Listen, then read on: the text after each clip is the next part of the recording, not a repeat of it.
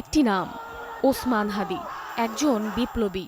তার মৃত্যু শুধু একজন মানুষের বিদায় নয়, এটি আমাদের সমাজের সামনে ধরা পড়া এক কঠিন আয়না।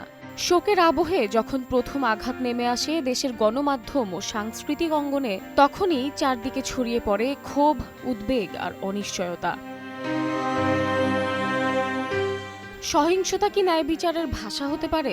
বৃহস্পতিবার দিবাগত রাতে প্রথম আলো, ডেইলি স্টার ও ছায়ানটে হামলার পর শিল্পী সমাজ সামাজিক মাধ্যমে শোকের সঙ্গে স্পষ্ট অবস্থান জানায়। ন্যায় চাই, কিন্তু ভাঙচুর নয়।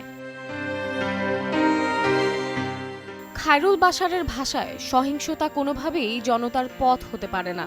অধিকার আদায় হবে প্রতিরোধে, ধ্বংসে নয়। সাদিয়া আয়মানের কণ্ঠে শোনা যায় একই সুর, হাদির হত্যার বিচার চাই। কিন্তু এমন প্রতিবাদ তিনি নিজেও সমর্থন করতেন না। অর্ণব স্মরণ করিয়ে দেন নাগরিক দায়িত্বের কথা। ভোটই হতে পারে প্রতিরোধের শক্তিশালী হাতিয়ার। অর্থী আহমেদের কণ্ঠে প্রতিজ্ঞা, এ লড়াই নতুন নয়, গান থামবে না।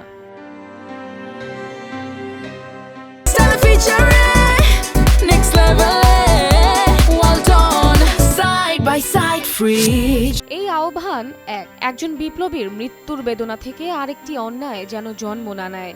অথচ হামলার রেশ কাটতে না কাটতেই পরদিন ঢাকার তোপখানা সড়কে উদীচী শিল্পী গোষ্ঠীর কেন্দ্রীয় কার্যালয়ে আগুন লাগে। পরিকল্পিত অগ্নিসংযোগের অভিযোগ উঠলেও তাৎক্ষণিকভাবে কারণ নিশ্চিত করতে পারেনি ফায়ার সার্ভিস। এই সময়ে আমাদের সামনে প্রশ্ন একটাই, শোক কি আগুনে পুড়বে নাকি বিবেকের আলোয় পথ দেখাবে? Samiha Majumdar, star news.